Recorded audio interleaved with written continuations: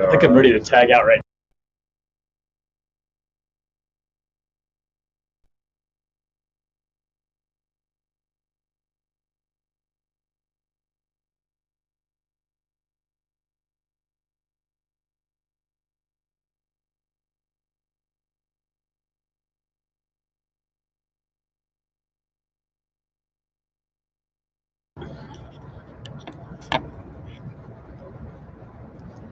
Good morning, Global Vikings.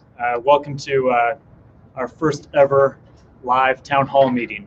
I sincerely appreciate all of you checking in. Before we get too far into this, I want to remind you that across the bottom of the screen should be listed the directions or a link on how to submit questions. So we've already received about 13 or 14 of them already, but I want to start off with a quick Sitrep of where we're at to date and how proud I am with 934th and what we've accomplished up till now. But before I begin, let me first give a big shout out to PA and to our admin and to the leadership team up here at the wing for all of the support to just set this event up, as well as MSG, FSS, in order to answer all the questions. We sincerely appreciate it. With me here today, I've got our PA professionals, as well as Colonel Wall, Chief Lord, and Chief Hemmer from FSS to answer any of the particular questions. I'll apologize up front. This is going to be a little bit awkward as we're maintaining social distancing and wearing masks for those that are off camera. We may need to swap in and out to answer some of your questions and make sure that we get the most accurate data to you. So, quick sit rep. Where are we today with the 934th? So since I took command approximately 100 days ago, seems like a lot longer, we've done quite a bit. First, we started off with a strategic alignment event. That is continuing. We've set our priorities, laid in our champions, and I've received the first couple of briefings as we continue to progress towards realigning our wing to the priorities that we've set for this year. That's still going on. Soon thereafter, we held our first 2 UTAs, of which I was present. We onboarded Chief Lord. It is interesting to note that this is her first in-person UTA. It's pretty phenomenal that our tenure here has been so short and we've accomplished so much to date already. And then we immediately were hit with COVID. So within the first couple of weeks, we immediately teleworked our first UTA and then immediately started deploying ASTS professionals. We sent approximately 12 individuals out to New York City in a couple of different batches with absolutely no warning whatsoever. No warning order, no planning order. We received a phone call at about 10:30 in the morning on a Saturday. And by 1 o'clock in the afternoon, the following Sunday, we had our airmen deployed. A phenomenal amount of effort went into that. We've since returned a lot of those ASTS folks as they start to demobilize and finish out their ROM. At the same time, and similarly, we deployed approximately 18 of our AES professionals who are currently still out in the system, some overseas, some here in the States, doing our nation's work. For all of those frontline medical defenders and airmen, I sincerely thank you. I'm humbled by what you're doing. Meanwhile, the wing back here, of course, had to ready ourselves for a number of requests. We initially started posturing as an installation for COVID quarantine, which allowed many of our organizations to have to start, or forced many of our organizations to start thinking innovatively in how we're going to host individuals here. We stood up a CAT. Our EOC is in warm operation. They've gone hot and warm. Our command post is on 24/7 operations currently. And just last weekend, we fielded a number of requests about using our installation as a BSI for support as we theoretically would flow in up to about 400 individuals as they were mobilized. Our neighbors across the installation, the 133rd Air National Guard, has been mobilized, and they're currently in the process of demobilizing from Governor Walz's call earlier this week. We have adjusted some of our FPCON measures. We are currently at FPCON Bravo. However, we have a few other ramp procedures in place for our patrols. Our HPCON status is still at Charlie based on COVID and the state. As they begin to slowly open up, we'll begin to reassess where our HPCON status is at. Lastly, I want to say I'm extremely proud of how we tackled this last week. So we submitted 2 ad hoc messages out through the ad hoc system. Both of them were purposely vague in their questioning, as soliciting whether or not our airmen were affected by the riots, looting, and the tragic and senseless death of George Floyd. Each of us are affected differently. So some of us are affected by geographic location. Some of us are affected by concerns and frustrations. Some of us are angered. Some of us have family members either serving in police forces or participating in the peaceful protests. That's why our message went out as to who is affected. Initially, we had 88 of our airmen indicate that they were affected. I asked all of our squadron leadership, superintendents, first shirts, chiefs to reach out to each of those airmen directly and talk through them on a one-by-one or a case-by-case personal basis. We had also energized our chiefs group and our First Sergeants Council, who very kindly and graciously offered monies from their coffers in order to set up sanctuary lodging. Our MSG and FSS organizations, Airmen Family Readiness, also reached out to the community. Minnesota Cares offered monies in forms of grants for any of our airmen who needed lodging. We have opened up our lodging, and those rooms are available if people need those. Similarly, our resiliency teams have been making a lot of phone calls to our airmen. If you are in need or just want to talk or have questions or concerns, please reach out either to myself directly or Chief Lord, Chief Wall, to your supervisors, your leadership, your squadron commanders, your superintendents, your first shirts, to a friend, to an airman, to your resiliency specialists. We have a JAG on orders right now, as well as one of our chaplains. Please reach out. I cannot tell you how impressed I am with the resiliency and the flexibility of 934th. Many times in a reserve organization, we're plagued with policies that are antiquated, that are designed for active duty, and don't necessarily allow for the flexibility that we need and demand for continued operations meeting tomorrow's questions. Nobody, I think, would have ever imagined that would be combating a disease, a pandemic, as well as facing some of the horrific tragedies downtown as we are today. 934th has been phenomenal in the response, not only in the advice our FAOs are providing for the COVID response, our EOCs are providing for advice for wing leadership to make calls and make actions. I'm relying on the innovation and the initiatives of each of you in order to get after a lot of this. I sincerely appreciate it. Thank you. With that, I wanted to shift gears just a little bit and talk a little bit about some of the questions that have been rolling in. So I know a lot of things are on your concern. The first of which is, what do we expect for the future for the 934th? So the message has already gone out. I've talked to squadron commanders and chiefs group via text, as well as phone calls, as well as the group commanders and wing leadership as to what we expect and how we're going to posture the wing in light of COVID operations for the next couple of months, as well as for the next 6 to 8 months. I'm expecting July to be an in-person UTA. However, it won't look like pre-COVID operations. We cannot maintain social distancing. We cannot maintain proper CDC guidelines in order to still combat COVID-19 if we bring the wing in writ large as we had previous to COVID-19. So we're going to bifurcate our organization. It's a fewer number of folks here on the installation in July in order to get after what we deem as mission essential, be that training, be that upgrade training, be that ISO work or operations flying or security forces training, whatever that means to you and your organizations. Expect and intend all of your squadron leadership to bring those in on the UTAs as appropriate. We will submit exceptions to policy in light of the restrictions for DoD travel to bring folks out on the UTA weekend. We will maintain social distancing. We will maintain mask wearing if you can't keep the 6 feet. And we will follow the CDC guidelines to continue to combat COVID-19.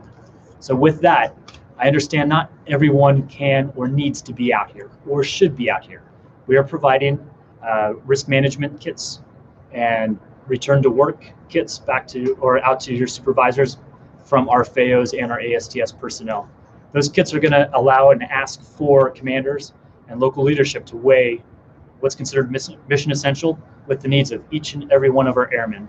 Things are going to look differently for each of us. Some of us have members that are home that have immune compromised systems. Some of us have concerns for young ones or elderly that are living with us or nearby. Some want to get out because they have upgrade training and concerns for being back in uniform. We need to be accommodating and amenable and empathetic to all of that. And I'm allowing and I intend, my focus is to preserve the decision-making ability at the lowest level. Supervisors, squadron commanders, it's incumbent upon you to reach out to your airmen and work with each of them on case-by-case basis as to what that's going to look like. From a wing level, my intent, as I aforementioned, is to bifurcate the wing. We're going to divide the wing in half between an A weekend and a B weekend. I expect that bifurcation to occur across every organization. I need cross-functional teams to be able to focus on tomorrow's fight. I do not intend an entire squadron to come out or an entire section to come out on one UTA weekend and not the other. I expect those squadrons to divide and figure out the teams that we need to be able to operate wing-wide between each of those UTAs. And it's going to be different for each organization. I understand that. But as we look at our strategic priorities and what we need to focus on tomorrow, we have combat power to preserve and the ability to train our airmen to meet tomorrow's fight. Tomorrow's fight, based on the threat that I read, is cross-functional teams at the lowest denominator. We need mission command, we need mission intent, we need to be able to operate cross-functionally in contested environments. Let's leverage today's environment to practice those skill sets. I would love to be able to see small teams, small agile teams consisting of operators and maintainers and agile combat support and defenders and aerial porters and civil engineers that go out and operate in small teams. We're never going to get there if we continue to operate in stovepiped AFSCs or functional codes that are divided either temporally between two weekends or geographically between buildings. We need to start to look for those ways we can leverage cross-functional teams. COVID-19 is going to be with us for a while. Our senior leaders, both at the MAGCOM and higher, are anticipating any time from a year to 18 months. So we need to posture our force to be willing to leverage that, what we've already experienced and what we can leverage going forward. So to that end, telework agreements. I think many of you heard me say it before, UTA weekend should be preserved for airman training. That's what we need to focus on. Paperwork, administrivia, ancillary training, anything that which can be done not here, should be done not here. Let's leverage our traditional reserve force and leverage the time that they can provide outside of a UTA weekend. So when our airmen come in on a UTA weekend, we focus on the training for tomorrow's fight. OPRs, EPRs, awards and decks, MICT checklists, presentations, briefings, any of that which can be done off of a UTA weekend, we can. We've proven over the last two UTAs that we can get after ancillary training, we can get after administrivia, all via telework agreements or leveraging the technology that we have available for us. I continue to encourage you to pursue those measures. Similarly, so on a in-person UTA, I'm allowing, and I expect each of our squadron commanders to allow max flexibility and reschedule. Again, case-by-case basis for each of our airmen. A couple of other quick notes looking forward. So our family day in August, we have decided to postpone until next year, as well as the Air Force Ball. Not because we have any less interest in thanking the support that we get from our families and acknowledging that we cannot continue to serve without their support and their acknowledgement. But simply because a lot of the community that we rely on for donations and grants in order to put on a family day is simply not there. Between the economic hardship, the events over the last 2 weeks, and COVID-19, many of our community is no longer in the position to be able to offer the support we need to be able to provide for our families. So on those notes, we've decided to move Family Day and postpone it until next year. However, I'd still would like to recognize our families and our employers. I've asked our operations group to provide a few options in terms of either mission briefs or incentive flights for our family members. So there will be more to follow. Similarly, I'd like to recognize our employers. We can't do what we do as quickly and as flexibly as we can without having a relationship with our employers. Let's see, with that, lastly, I want to talk a little bit about our commander's intent. So since COVID-19 started,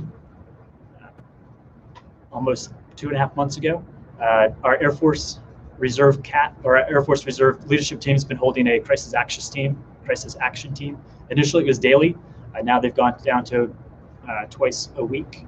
It's an opportunity to hear directly from General Scobie and our senior reserve leaders what their intent is. General Scobie's intent in these days is to continue to take care of our airmen, preserve decision-making at the lowest level, and empower wing commanders and wing leadership teams to make the decisions that are right for our community and our wing. He wants to protect and respect American rights to protest in peaceful ways, and to make sure our voices are heard. He wants to protect our airmen and our families, as well as our installations and our equipment. It needs to ensure that we have communications going up and down the chain of command. So locally, that's going to, again, mean reach out to your supervisors, reach out to your squadron leadership. Our ad hoc message and our commander's intent has gone out this week with respect to George Floyd's death and the protests that have followed. However, my message is carried through each and every one of you. It's carried through our supervisors, it's carried through first shirts, it's carried through our chiefs, it's carried through our squadron commanders. We as a family need to take care of each other. All right. This is very awkward speaking to a camera. Regardless, we have had a number of questions come in, so I wanted to address a couple of them and continue to solicit questions through the information at the bottom of the screen. PA's reviewing it right now. If we don't get to answer all of your questions during this session, PA, along with our specialists, will craft all the answers and we'll get those back out through workflow, through Air Force Connect, and through email distribution, as well as leadership calls. We'll get the answers back out to you. Air Force Connect has been a powerful tool for us. We've been leveraging it quite a bit. I hope you take a look at it. On Air Force Connect, most recently, I've put many of the powerful messages that are coming out from our senior leaders. Our Chief of Staff, our Secretary of the Air Force, the op-ed by Chief Master Sergeant Wright are all there. Please take a read and take a look and a moment to reflect on those. All right, with no further ado, see a couple of the questions that we've had so far. As a reservist, when I am on orders, am I prohibited from participating in protests? How can I show support? So we'll defer back to guidance that our JAGs have given us, as well as the Hatch Act. Of course, you're allowed to participate in peaceful protests and have your voice be heard, as long as you are not in uniform and not affiliated with the United States Air Force. You need to make that very clear that you are doing so as an American citizen.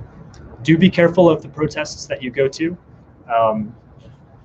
Sometimes the protests may be calling for things that you as an airman, I know, fundamentally stand against, be it overthrowing our government, or overthrowing our military, or subjugating particular parts of our populace, or restricting rights of others. Those things I know you as airmen are against. So please be careful as to what protests you go to, but by all means, you are an American citizen. That's why we wear the uniform, to be able to protect that right. Here locally, I do ask that we continue to try to empathize with each other. Let's look for the symbols that unify us and not divide us. Let's seek first to listen and understand each other before we try to be heard and try to be understood. Let's see. When is the running track, going to be done? Well, because COVID-19, of course, has slowed things down, we are in a bit of a delay. We're expecting 2 to 3 months still for our running track. I think another larger question that we need to address are the PT tests and the fitness of all of our airmen. Guidance has gone out through appropriate channels, through FSS. Most of our fitness tests have been exempted through later this fall.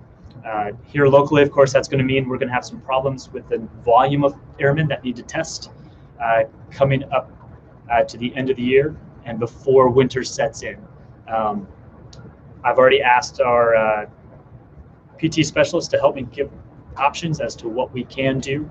Obviously, the shuttle run is going to handicap us if we need to move that run inside. Waist measurements and height measurements, I think, are on hold and exempted through next year. Please take a look at the guidance on Air Force Connect app and online. But we are already looking at it. Our gym is currently closed. However, our wing fitness representatives have pushed out a number of web apps and fitness apps I encourage you to take a look at. I know myself, I'm getting a little tired and stir crazy of only running outside, so we're looking for alternate ways to exercise. Would it be possible to do a wing-wide TDY with personnel from all squadrons? Maintenance and ops would fly, FSSC could set up tents, kitchen, cops provide security, STS medical appointments, etc. Absolutely. This is exactly what we've decided as a wing is a priority. As threat drives tactics, tactics drives training. We can look across the spectrum and realize that those cross-functional teams that I talked about earlier is what we need to train to. General Goldfein has talked most passionately about the two-ship formation that was in Syria, run by Major, operating out of airfield with mission-type orders, mission command, with a small TALC element, with an aerial port element, and security forces. Those are the training. If we think indeed that is what we need to fight, that's what we should practice at. I know Ops as one of our strategic priorities is already championing that and looking at next year's exercise schedule for that. Say with coronavirus being an issue in the foreseeable future, what guidelines are set for mask wearing and for supplementing those? Social distancing once we start drilling on base again. Yes, of course. Our FAO and our bio teams have provided in a very thorough package that we just approved this week at the leadership level for dissemination out to our supervisors and out to all of our airmen to take a look at in order that we start returning to work. And I want to use those words very carefully because returning back to drill in person, again, as I mentioned before, is not going to look the same as it did prior to COVID-19. We will have to maintain social distancing. We will have to wear masks if you cannot maintain that social distancing. We have resources already laid in terms of hand sanitizers, masks, our aerial port offered up space, our air crew flight equipment, our AFV and our aerial porters, LRS all donated time to sew masks. Those have been distributed out. We do have PPE that higher headquarters has pushed down to us. Those masks are at ASTS and at our workstations for pickup and appropriate wear. Let's see.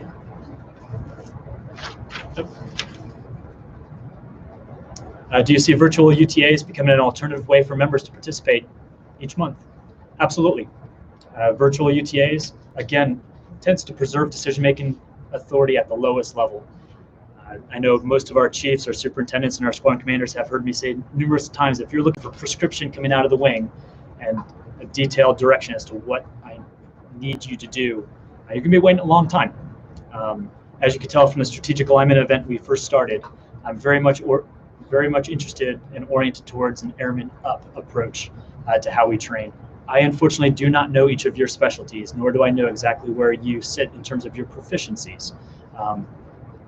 I'm asking each of you to look at what you need, coordinate with your supervision up through your squadron commanders, and allow your local leaders at the lowest level to design training plans, to design deployment plans that fit your need and fit the training that we require. Our job at the wing is to provide the intent, the left and right boundaries, and resource appropriately, and then communicate up and out. There's lots that which we do that we've been doing for a long time. In my humble opinion, we no longer need to be doing. I don't know all of it, and I'm asking that you note what doesn't apply anymore. Up-channel it so we can assess the risk and then stop doing that which we don't need to do anymore. But for virtual UTAs, absolutely. You heard me mention before, we have the technology, we have the availability. Our comm squadron has done a phenomenal squadron, laying in numerous resources to allow our folks to engage remotely. Let's leverage this. A couple more questions. I'm watching our PA frantically write down numerous ones that are continuously coming in. Kind of feel like, what do they call them? The late night, yeah, the late night whatever they're called. Yeah. One in particular from clothing allowances. How come ARTs do not receive clothing allowances for shirts and socks, and why are ARTs, enlisted ARTs in particular, even in uniform? How come ARTs only received one uniform, and when can we wear ball caps? So this one came in a few days ago, so we were able to have our IPR office research it and get out the word. So currently we have funding for OCPs. We are providing OCPs to each of our airmen. Right now we're waiting on the sizing as well as the uniforms themselves to come in. T-shirts and socks, however, are only a one-time issue. And they've got a couple of references. I'll make sure all of this gets out to you all in particular. And we are currently issuing one set of OCPs per fielding plane guidance. Now there is Air Force's plan to transition from the transition to the OCPs. However, that is on delay as COVID-19, of course, has slowed down distribution. So transition plan, I think, is set for next spring sometime, if that's correct. But we will, at least locally, be providing at least one set of OCPs initially to everyone. And ball caps are not authorized unless, of course, you're in the CENTCOM theater. Let's see. Ask 934th Leadership. Sir, how are you and your family during these difficult times?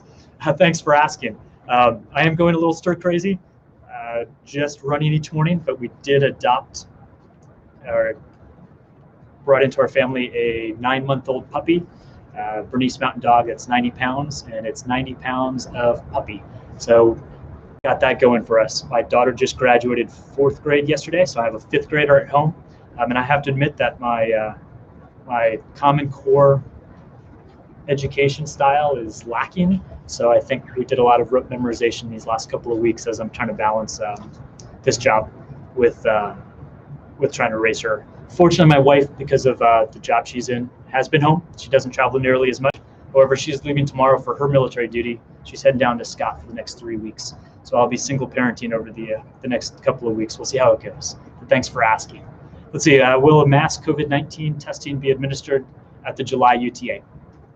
So as part of our plan to bring folks in, we will be doing the screening tests and asking you all to take a look at your health before you come in and communicating up the channel. You can imagine trying to process all of those tests is going to be difficult. So we're going to be selective in how we administer the tests and who they need to go to based on the screening that we'll be doing coming in. And again, that package is rolling out as we speak that our FAO and Bio produced for us. Let's see, what's our plan for bringing on new members during this time? So our Newcomers Briefing I just reviewed, but I don't know the particulars. So I'm going to ask Chief Lord and Chief Himmer to come on over and answer that one for us. So pardon the step out, and with no further ado, thanks.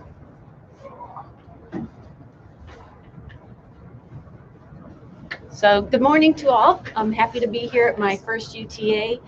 I came in, just so you know, I did come in just so I could meet some of the members and support you through these current events and through the COVID. So I'm going to go immediately to the question about, what was it we were going to ask about?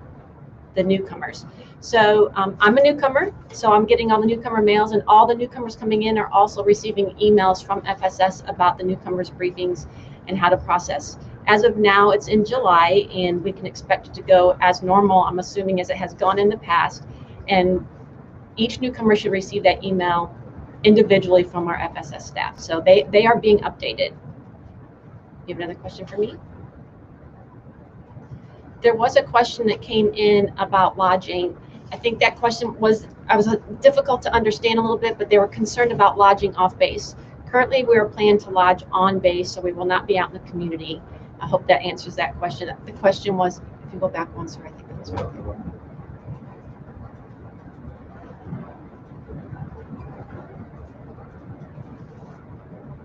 No, I don't know what the actual question was, but it asked if they're concerned for lodging off base in the community. We plan on lodging you on base, and I'm currently in lodging now. How will billeting work with lodging during UTA for those that need to be housed off base due to safety concerns within the local area? We don't plan on housing any off base at this time. I'm standing by for another question.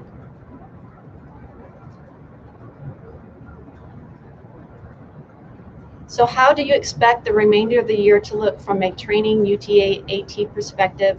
Are the squadron commanders being given authority to drive decisions? Absolutely. That's one of Colonel Lay's intent, is He hands the authority down to the lowest levels, and commanders are deciding who's coming in on the UTAs.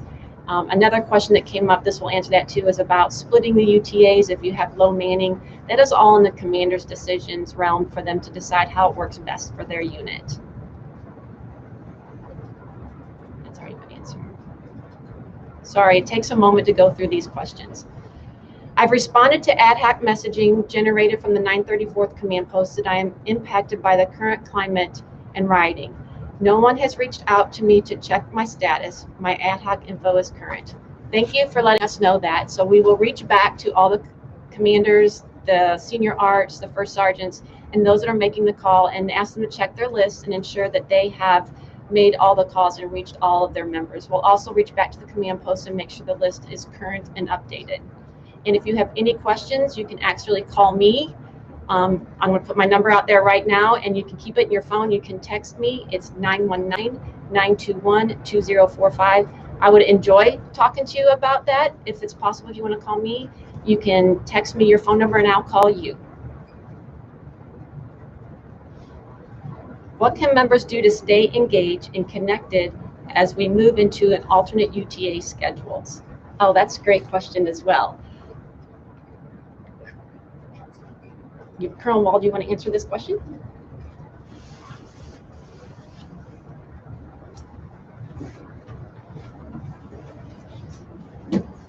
Thanks, Chief. Hey, first off, I want to say thanks to our PA team here, doing a great job, as well as our resiliency team.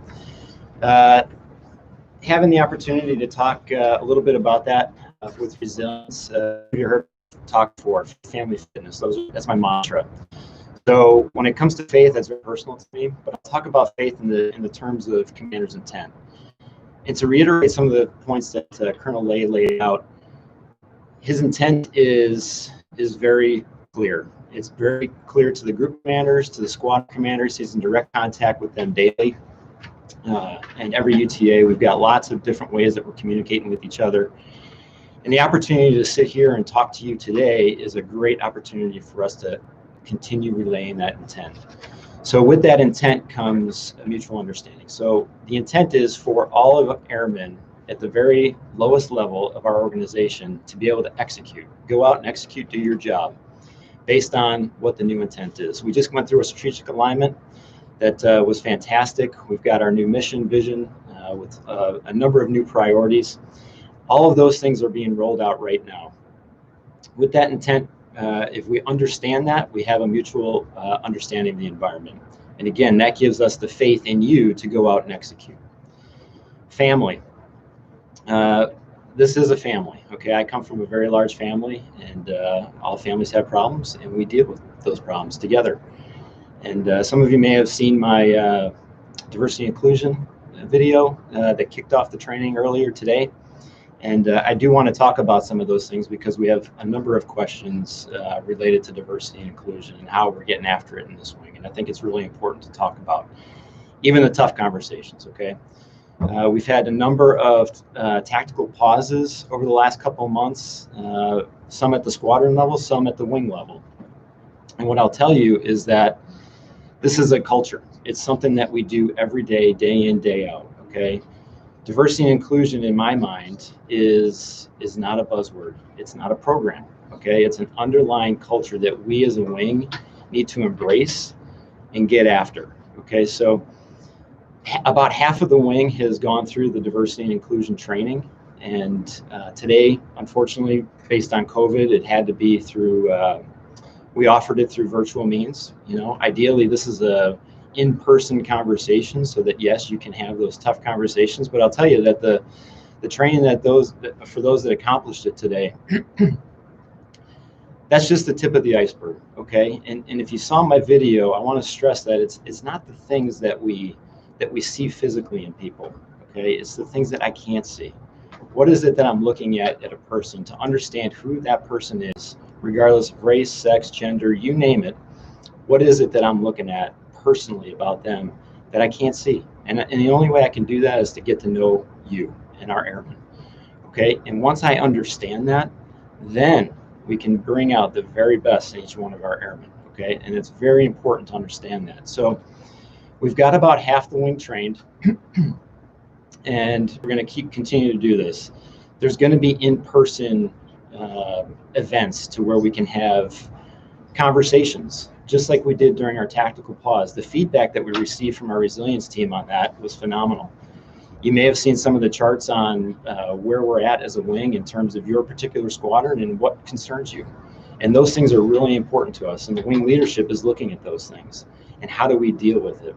Again, this can't be a program, and it can't be a top-down approach. It's got to be from the top and the bottom. Okay, I need a grassroots effort for our wing to go out and execute these things so that we can grow as a team and do our very best as a team.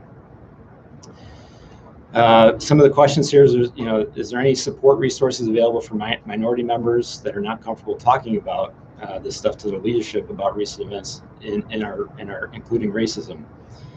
There are certainly a number of resources out there with our resiliency team, our CAT team, the community action team, that is, and I would highly encourage you to seek those out. I do want to create an environment where we're able to come together and have these open conversations, because again, from a squadron level, that's where you know your airmen the best.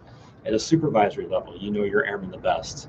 Okay, again, I can't go out and say, let's go do this. It sounds great, but for you guys to go out and actually do this in small groups, that was the feedback we received from the tactical pauses that we did, that was amazing. It was great to just reconnect with our folks that we sit by every single day and talk to. What's my family situation like? All those things that you're asking now, it's really important to be able to do that. So there are a lot of resources, and I would encourage you to reach out to folks like Rita Shedd, Mike Sanford, Liz Swanson, our chaplain team. All of those things are resources for us to go out and talk about these tough conversations. And then hopefully we can get past the uncomfortableness of it and talk about the fact that, yes, we are different, we are unique, and we do support inclusion in this wing. And I would really encourage us to talk about it openly. Was there a previous question there?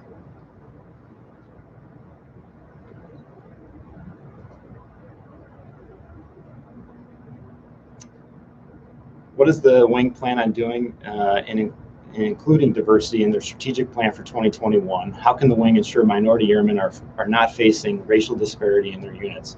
That's a fantastic question. And I think that with our strategic alignment that we just went through, some of the priorities that we're getting at will certainly get to some of the heart of that. Specifically, what I'd like to talk about in that is the culture, the drumbeat. Everyone's heard me talk about, or maybe not everybody, but the center of gravity of this wing is our airmen. And if you haven't done a center of gravity analysis or looked at that, the center of gravity is the moral, physical thing in our life that if it breaks, we fail. Okay, so if that center of gravity is our airmen and we fail, what is it that we're going to do to get back at achieving that mission? So if the center of gravity is that, we have all these critical capabilities and requirements to get after the ability to produce combat-ready airmen. By doing that, there's a whole lot of requirements. And those requirements include that baseline drumbeat of resiliency, the culture that we're trying to drive. And what I would encourage you is as we take part in this strategic alignment and get after some of these priorities, there's teams that are being requested on how we go out and do that. Whether it's a full wing TDY going out and executing as a wing and not just a subgroup of the wing. Those cross organizational functions to where our wing is getting out and actually doing the job that we've asked to ensure that we maintain combat ready mission airmen. So please, if you haven't seen any of that, please reach out and get part of that. Be part of that team. It's really important. Another question, how will our airmen be compensated for leveraging their time outside the UTA? We cannot expect them to donate their time on administrative tasks. Tough question, yes. The expectation is, fortunately, hopefully this is our last virtual UTA, and we'll be able to get at some more of the hands-on type things. But the opportunity to use the virtual UTAs right now have been a great opportunity to get after some of those administrative lingering tasks that we've been struggling with at times. So I would encourage you to take advantage of the time to focus on these things that we can do now, where when you come back in July and the rest of the year, all those administrative tasks are taken care of. And you can go specifically talk to all of the things that are AFSC specific and get the hands-on training that you need and what in reality our strategic alignment called for. How do we get more time for our airmen to go do their job and not the administrative stuff that kind of holds us up? Great question. Next question. We've never had a full-time wing commander and a full-time vice wing commander. How do you and the vice bifurcate the roles and responsibilities? So good question. As many of you know, I am the token vice wing commander that's full-time, and it's great. Very blessed to be here. In terms of how Colonel Lay and I separate our time, obviously we're very in tune with each other. I very much intend to listen, and I listen every day to the boss and his intent. And in my job, the way I see it is to relay that intent or help facilitate that intent amongst the group commander, squadron commander, shirt sergeant, first sergeants, all the way down to whoever I'm talking to on a particular day.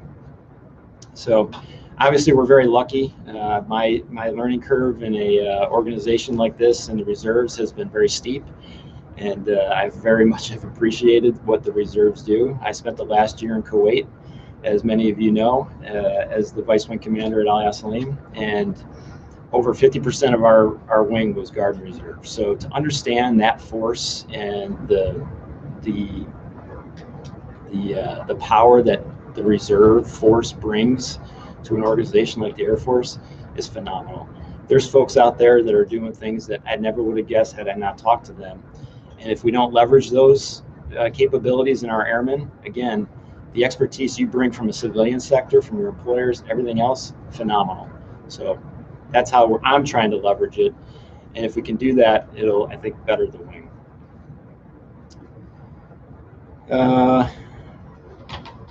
One more question here.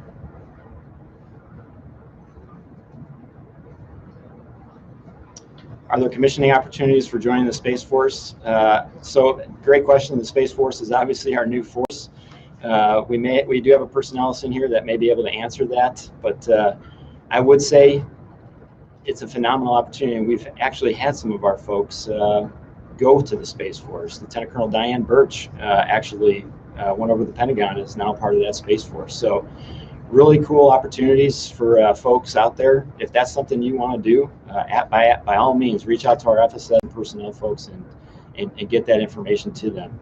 A lot of opportunities to do that.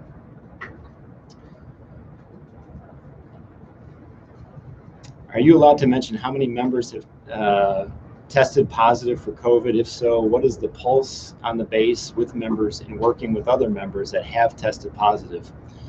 So yes, there are folks that have tested positive in this wing.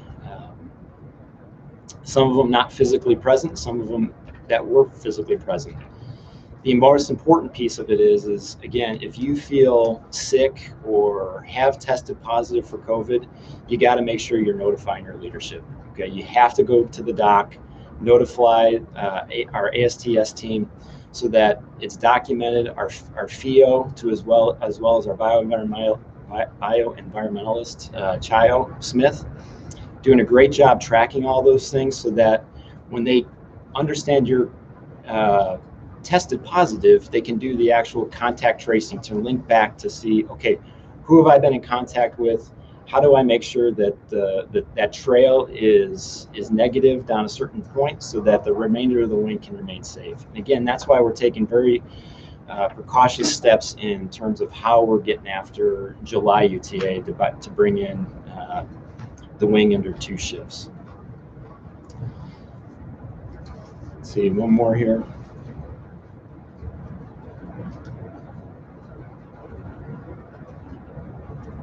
Again, I want to thank the PA team here. They're doing a fantastic job. You guys are asking some great questions. They're coming in I've got one here, is the BX open. It is absolutely open. Protocol is you need to wear a mask. They've done a lot of good precautions. They put the plastic plexiglass in front of all the cash registers. Make sure you wear a mask. The barber is also open. Make sure you wear a mask for both of those. But yes, we are open for business at the BX. I did see another one about what can we do for fitness. Fitness was the last part of my resiliency piece: mental, emotional, physical, and spiritual fitness. All those things matter to balance our lives. Professional development is included in that, and it takes balance. So when I talk about fitness, that's not just all. It's just not physical fitness. It's all those things. Immediately following this town hall, we're going to have a professional development. It's optional for the wing, but my intent is to focus on John Maxwell's book, The 15 Laws of Invaluable Growth. Okay, how do we personally grow? And I think that's a really important thing. So we'll talk about it. We'll talk about some of the tough conversations potentially, that we're dealing with now in that conversation. So if you have time for that, please join us. The links are out there. We offered the Memorial Day Murph. I hosted a virtual Memorial Day Murph. A couple of the folks in the wing got to do it. It was awesome. Some folks in our neighborhood, all socially distant, going out, knocking out a Murph. If you haven't done that, it's worth your time to check it out. So at this point, I'm going to turn it over to Colonel Lay to kind of wrap up. And again, thank you for what you do. Very proud to be part of this wing. And as you all know, I am full-time, so my door is always open and available to talk to you. And I encourage that. I'm not a commander, so if you have issues that you want to bounce off of me, I'm here for you. So again, thank you, and thanks to the team for putting this together.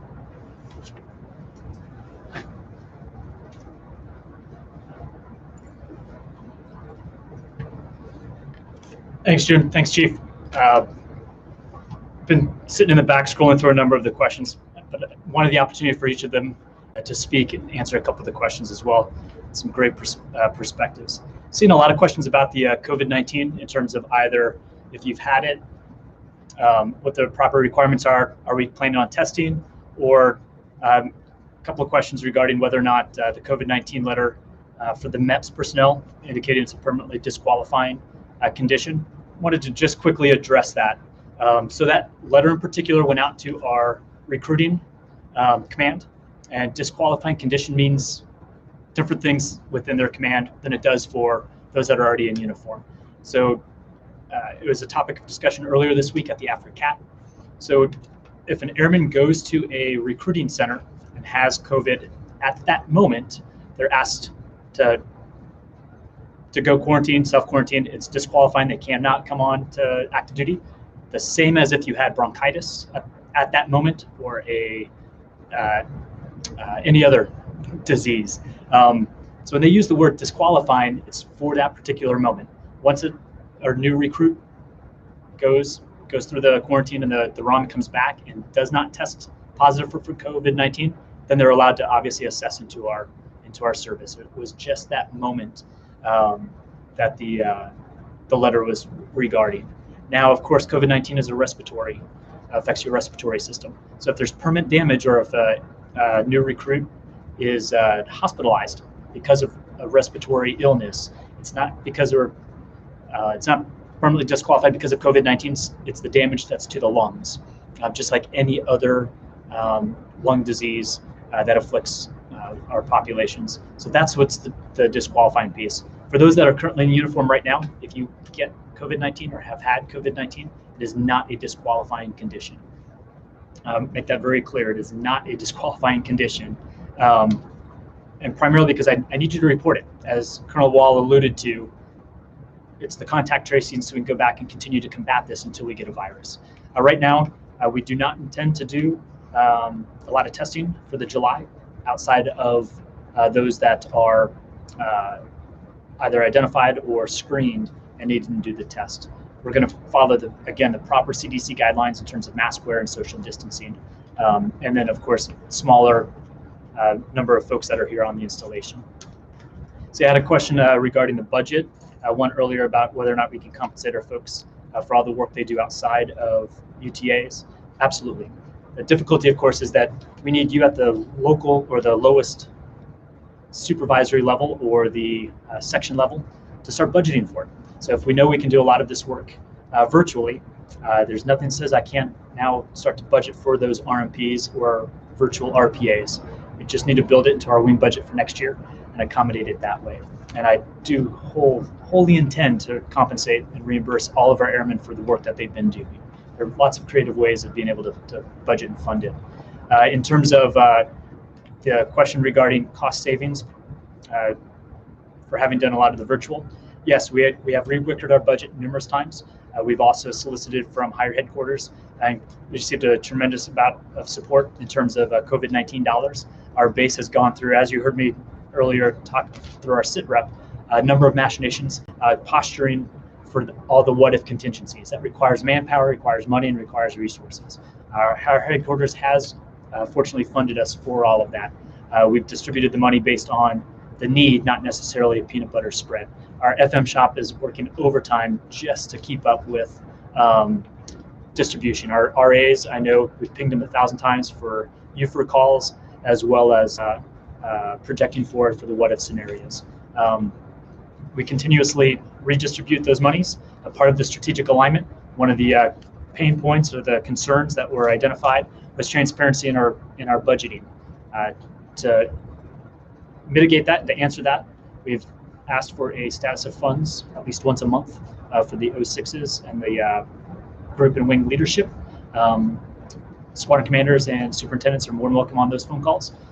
We have introduced into our quarterly battle rhythm cycle the FMB, our pre-UTAs.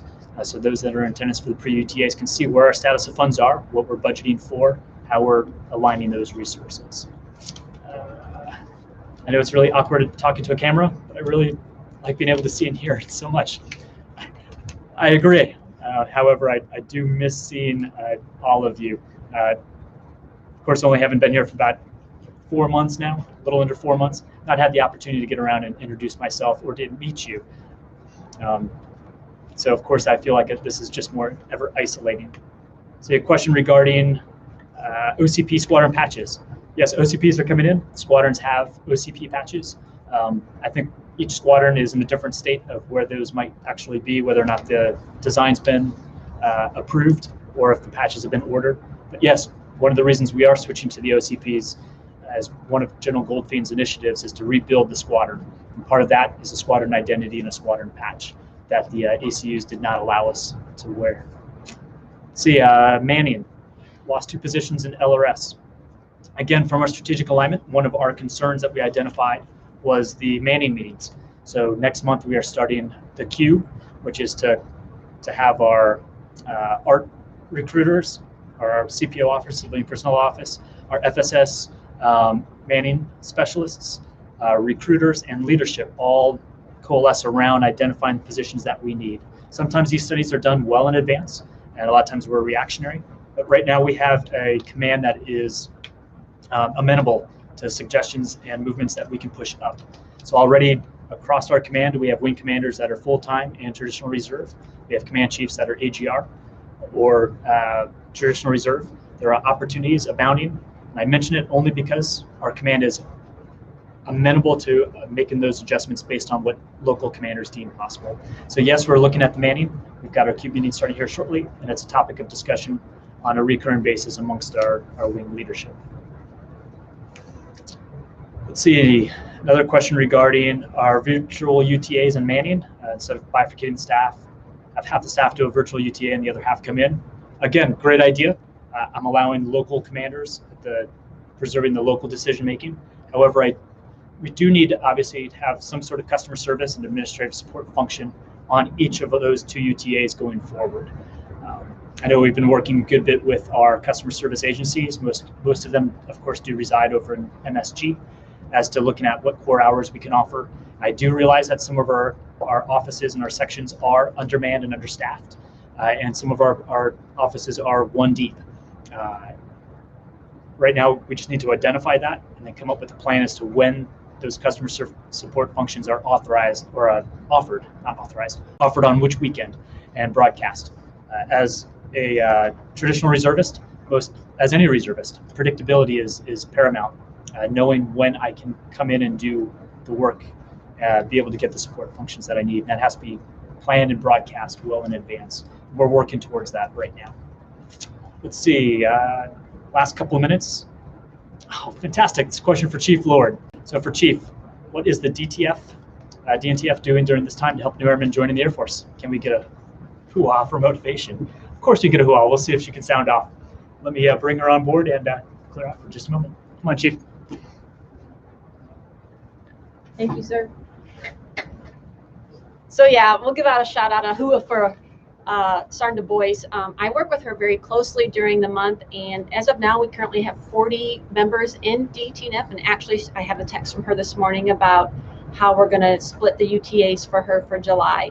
She's doing a great job. Members are still coming in and still going out, and she's done some creative training opportunities. She's doing virtual training with other wings as well, not with her own, and reaching out to some civilian and our military communities for training with those members. She's even using applications on her phone for PT and awarding them different awards for PT for running, seeing some running challenges and some PT challenges as we're doing virtual. So she's doing a great job, and rest assured we are still getting some new recruits. You want to wrap it up, sir? Okay, thanks again for all. There are several more questions and we will get to all of those.